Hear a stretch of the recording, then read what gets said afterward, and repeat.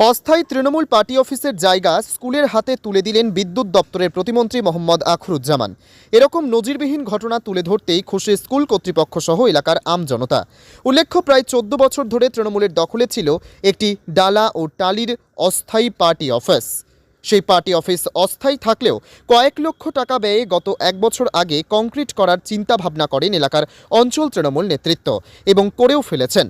তারপরে স্থায়ীভাবে Trinamool party office করার লক্ষ্যে বিএলআরওর কাছে জমির পাট্টার জন্য আবেদন করতেই প্রতিমন্ত্রী আখরুজ্জামানের নজরে আসে। তারপরেই তিনি অঞ্চল নেতৃত্বকে নির্দেশ দেন কংক্রিট কাজ বন্ধ রাখার এবং পাট্টা বাতিলের আবেদন করতে বলেন বিএলআরওর কাছে। সেই পাট্টা বাতিল করে অঞ্চল তৃণমূল নেতৃত্ব এদিন অর্থাৎ শনিবার মন্ত্রী আখরুজ্জামান স্কুল পূর্বচক্রের বিদ্যালয় পরিদর্শক স্বপ্নেন্দু বিশ্বাসকে সঙ্গে নিয়ে স্কুল চত্বরে সরজমিনে এসে 67 নম্বর পুঠিয়া প্রাথমিক বিদ্যালয়কে তৃণমূল পার্টি অফিসের জায়গা তুলে দেন বিদ্যুৎ প্রতিমন্ত্রী মোহাম্মদ আখরুজ্জামান। মন্ত্রীর এই উদ্যোগকে সাধুবাদ জানিয়েছেন আমজনতা। বিদ্যুৎ প্রতিমন্ত্রী বলেন, এই 67 নম্বর পুঠিয়া বিদ্যালয় স্কুলে বছর খানিকের মধ্যে মডেল শিশু উদ্যান সহ বিভিন্ন কাজ করে দেওয়ার আশ্বাস দিলেন স্কুল কর্তৃপক্ষকে। ব্যুরো রিপোর্ট, এসটিভি নিউজ, সময়ের সাথে সত্যের সন্ধানে। পদ্মা নদী সর্বনাশার গাছে ভাঙনে আমরা সকলেই সর্বশান্ত হয়েছি, আমরা বাস্তুহারা হয়েছি, জমিহারা হয়েছি, আমরা গৃহহীন হয়েছি। তৎকালীন সময়ে আমরা সকলেই কেউ রোডের ধারে, কেউ অ্যাপ্রেক্সবানের ধারায় কোনো মতে আমরা মাথা গুঁজে আমরা অতি কষ্টের জীবন অতিবাহিত করেছি। তৎকালীন সময় এই এলাকার বিধায়ক ছিলেন আব্দুল সত্তার প্রয়াত। উনি পশ্চিমবঙ্গ সরকারের গুরুত্বপূর্ণ একাধিক দপ্তরের মন্ত্রী ছিলেন।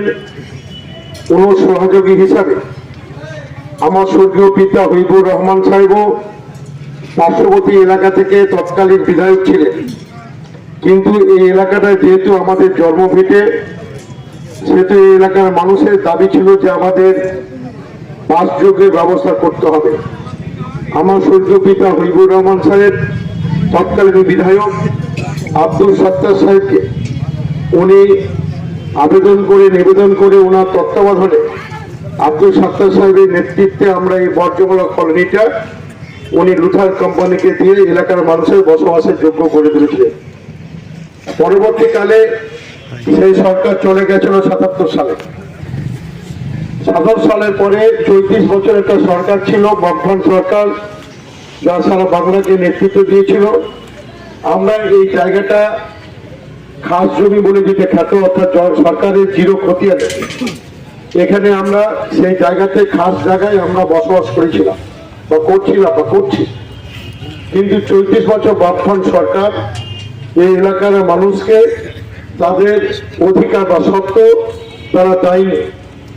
যখন আমাদের নজরে এলো, জননেত্রী মমতা ব্যানার্জি গোচরে আসলো, আমরা ল্যান্ড ডিপার্টমেন্টকে দিয়ে এলাকায় যারা এতদিন যাদের অধিকারহীনভাবে বাড়ি করে বসবাস করছিলেন, সেই মানুষগুলোকে অধিকার দেওয়ার জন্য মমতা ব্যানার্জির নেতৃত্বে, বাংলার জননেত্রী মমতা ব্যানার্জির নেতৃত্বে আমরা ল্যান্ড ডিপার্টমেন্টকে দিয়ে আমরা এই লোকগুলোকে আইডেন্টিফাই করে তাদের প্রত্যেকের পাট্টার ব্যবস্থা করেছি এবং আজকে মানুষগুলো তার অধিকার পেয়েছে। আব্দুল সত্তার এবং আমার স্বর্গীয় পিতা হবিবুর রহমান সাহেবের হাত ধরে এই কলোনিটি গড়ে উঠলেও এই কলোনি যখন 27 সালে সেই তৎকালীন সরকার চলে যায়, 34 বছর বামফ্রন্ট সরকার এই মানুষদের অধিকার, বসবাসের যে অধিকার সত্ত্ব তারা কিন্তু দিতে ব্যর্থ হয়েছিল, তারা দেয়নি। আমাদের 2011 সালে মামাটি মানুষের সরকার প্রতিষ্ঠিত হওয়ার পরে জননেত্রী মমতা ব্যানার্জির হাত ধরে আমরা এই কলোনির মাটিতে প্রতিটি লোককে আমরা তাদের সত্ত্ব অধিকার পাট্টা হাতে হাতে তুলে ধরেছি। আমি প্রায় 2বার বা 3বার এখানে মঞ্চ করে কয়েক হাজার লোককে পাট্টা তাদের অধিকার দিয়ে গেছি। যে জায়গায় দাঁড়িয়ে আছে পার্শ্ববর্তী এলাকায়, এই কলোনি এলাকায় যে বেশের জায়গায়, যে এলাকার ছেলে মেয়েদের পঠন পাঠানোর জন্য আমরা এই এলাকায় অনেক স্কুল তৈরি করেছি। তার মধ্যে পুঠিয়া প্রাইমারি স্কুল এটা অন্যতম। তো এই স্কুলটা দেখছেন ডান দিকে মিড ডে মিল, বাঁ দিকে এই যে ফাঁকা জায়গাটা, এই জায়গাটা যেহেতু মালিক হচ্ছে সরকার, অর্থাৎ খাস জায়গা ভেস্টের জায়গা, এটা সরকারি জায়গা। যে কোনো লোক যদি দীর্ঘদিন সেটা ভোগ দখল করে থাকে, সে কারণে সে তার পাট্টার অধিকারী হয়, সরকার বাবুদের কাছে আপিল করে। তো এই জায়গাটা আমাদের দলীয় কর্মীরা দীর্ঘদিন থেকে এই জায়গাটাকে ভোগ দখল রেখেছিল। রাখার পরে তারা পাট্টা নেওয়ার জন্য সরকারের কাছে, বিএলওর কাছে তারা কিন্তু অ্যাপিল করে যে এই জায়গাটা আমরা তৃণমূল কংগ্রেস পার্টির আমাদের দখলে আছে, আমরা দীর্ঘদিন থেকে ভোগ দখলে আমরা অবস্থান করছি, এই জায়গাটা আমাদের পাট্টা দেওয়া হোক। পাট্টা প্রসিডিং চলছে। ইতিমধ্যে তারা আমাদের দলীয় কর্মীরা পাকা কনস্ট্রাকশন করে পার্টি অফিস করবো বলে তারা সিদ্ধান্ত নেয়। কিন্তু যখন আমার গোচরে আসলো যে পার্শ্ববর্তী এলাকায় একটা কচি কাঁচা বাচ্চাদের পঠন পাঠনের যেখানে বিদ্যালয়, তার গা ঘেঁষে একটা পার্টি অফিস তৈরি হবে, এটা আমাদের কাছে কাম্য নয়, আমার নেত্রীর কাছে কাম্য নয়। যে আমাদের নেত্রী যেখানে বলে যে কচি কাঁচা বাচ্চারা যেখানে পড়াশোনা করবে, তাদের উজ্জ্বল ভবিষ্যৎগুলো যারা গঠন করবে, সেখানে পঠন পাঠনের পরিবেশ রাখতে হবে। সেহেতু যখনই আমার গোচরে আসলো এখানে আমাদের দলীয় কর্মীরা এই জায়গাটা দীর্ঘদিন থেকে তাদের দখলে আছে, তারা সরকার বাহাদুরের কাছে পার্টি অফিসার হয়ে পাট্টা নেওয়ার জন্য প্রসিডিং করছে, আমি সঙ্গে সঙ্গে বিডিও সাহেবকে হস্তক্ষেপ করতে বলি এবং আমি আমার দলীয় কর্মীদের ডেকে বলি যেখানে কচি কাঁচা ছেলেদের স্কুল আছে, পঠন পাঠনের ব্যবস্থা আছে, সেই জায়গায় কোনো দলীয় কার্যালয় করা যাবে না। আমাকে কর্মীরা বলে কয়েক হাজার টাকা খরচ করে তলের ভিত তৈরি হয়ে গেছে, উপরটা কাঠামো করতে বাকি আছে। আমরা বলেছি নিঃশর্তভাবে সেটা স্কুলকে ছেড়ে দিতে হবে, স্কুলের কচি কাঁচা বাচ্চাদের স্বার্থে এটাকে ব্যবহার করতে হবে।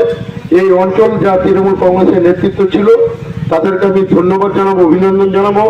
আমি যখনই তাদের বলেছি ছেড়ে দিতে হবে, তারা কোনো রকম আর্গুমেন্ট বা প্রতিবাদ না করে তারা বলেছে আমাকে যে আপনি যখন সিদ্ধান্ত নিয়েছেন মমতা ব্যানার্জির যে স্বপ্নের প্রকল্প প্রাইমারি স্কুলগুলো পঠন পাঠনে যদি অসুবিধা হয়, আমরা যা খরচ হয়েছে আমরা মেনে নিলাম। আমরা এই বাউন্ডারিটি বা এই জায়গাটা বা এই বিল্ডিংটা আমরা স্কুলকে আমরা স্বেচ্ছায় আমরা দিয়ে দেবো। স্কুল সরকারের বাহাদুরের কাছ থেকে পাট্টা বা যেভাবে তারা ভোগ দখলে পাবে দেবে। আমি অলরেডি আমাদের এই পার্টির নেতৃত্বকে বলেছি, পিএলআরও এবং বিডিওকে লিখিতভাবে জানিয়ে দিয়েছে যে তারা পাট্টার জন্য যে অ্যাপ্লিকেশন করেছিল সেই অ্যাপ্লিকেশনটা আমরা পার্টি হিসাবে উদ্যোগ করে নিয়েছি।